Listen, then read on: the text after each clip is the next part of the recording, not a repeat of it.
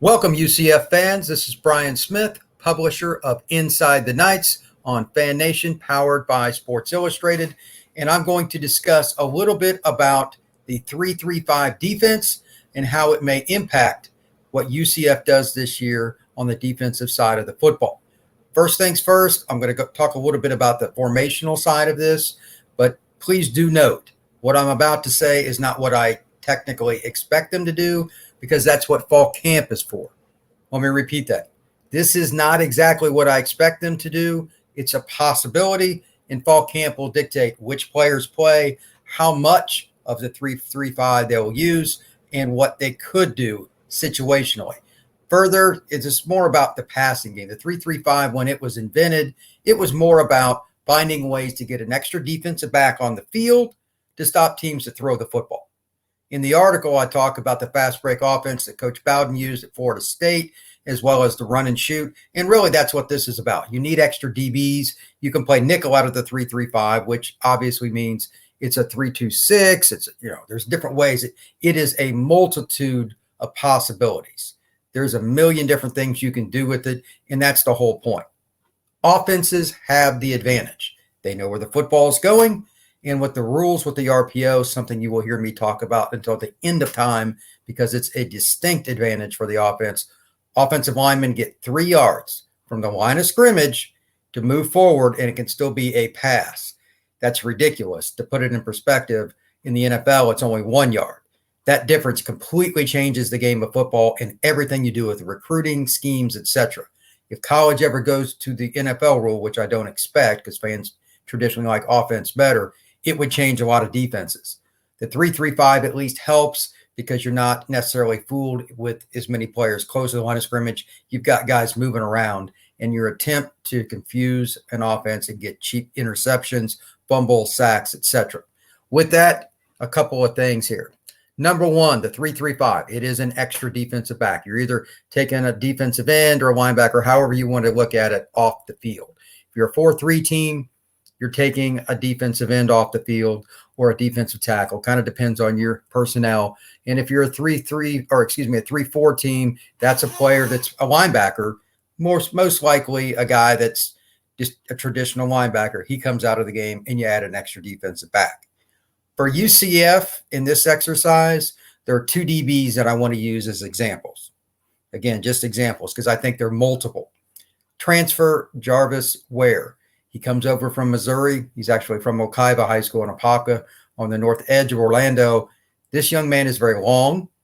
He could play outside corner. He could play nickel.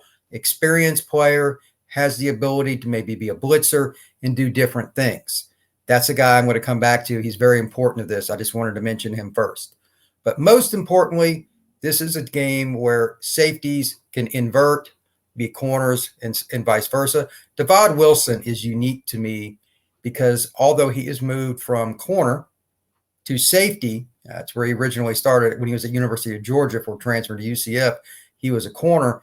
He has cornerback-like skills. This makes him a moving chess piece. We're going to come back to him here in a second too, because those 2 players, amongst several others, because UCF has a humongous defensive backfield. As far as height, it's maybe the biggest defensive backfield in the country. Now, front 7, this is where it's really interesting.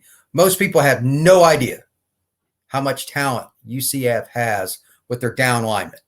Now, in my opinion, if it's just one play and you say, Brian, it's 4th and 1, midfield, what would they run? 4-3 would be my guess. They have enough defensive linemen to create problems just running up, putting their guys in their normal position and being talented. They're adding a guy like Ricky Barber to the roster. He's a transfer from Western Kentucky. He can play. You add him and you bring back Kalia Davis, who can play either inside spot, Cam Good, Tremont Morris-Brash, and then Big Cat.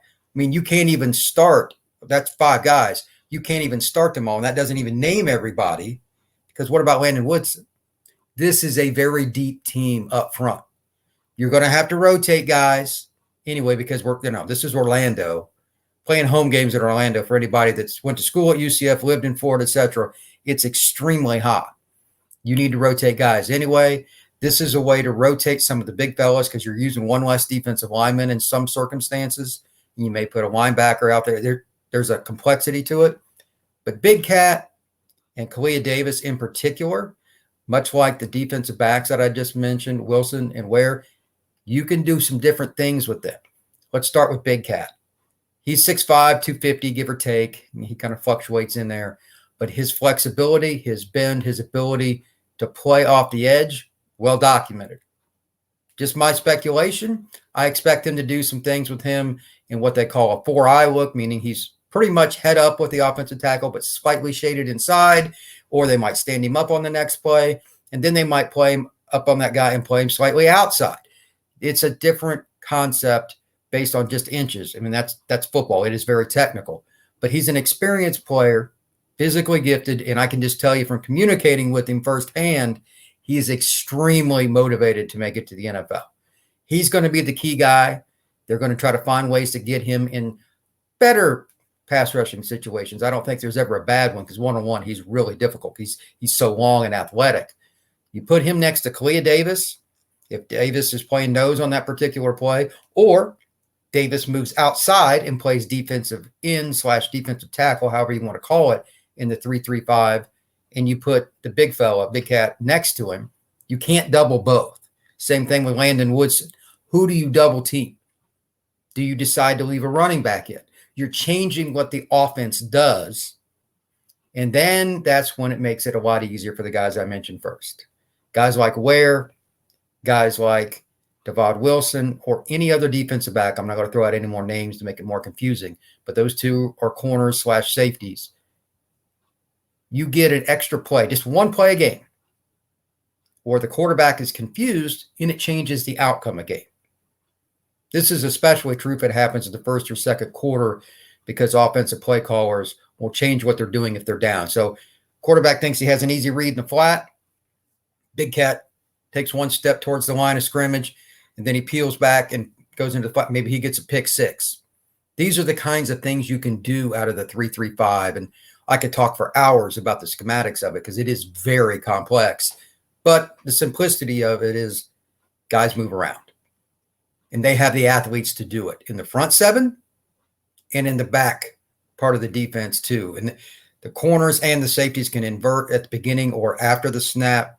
UCF's length in the secondary, when guys like Big Cat, Cam Good, etc., Kalia Davis, when they get after the quarterback, I expect them to get a lot of what I call freebies. There's nothing better for a defensive back coach to watch one of his guys on the field and just see him go like this. That means somebody messed up. Quarterback got hit, the ball went in the air, or he just completely misread something. Maybe the receiver thought he was supposed to run a certain route, didn't break it off. Quarterback sees it differently. Again, it's complex, but when you're moving people around for play to play, as well as pre-snap, this is what the quarterback sees, and then what he does afterwards, that's when you can get turnovers. UCF wasn't a very good defense last year, but they were like sixth nationally in turnovers. They found a way to get the football out. Got to give credit to the Knights for that. When you add pieces like Ricky Barber and Big Cat to the lineup and you bring back Kalia Davis, you're rotating that many athletes up front, it's going to be a nightmare for teams. I don't think that UCF is going to be like the number one defense in the country, and I'm not saying the 3-3-5 is going to be the only example of what they're going to do. They're going to be a multiple defense. Coach Williams has made that very clear. But when they run this, just from an aesthetic point, for me, I love looking at schemes. I'm a football nerd. This is going to be fun because I will be shocked if UCF doesn't move the pieces around. Cam Good could play end or he could play nose. You can certainly do that with Kalia.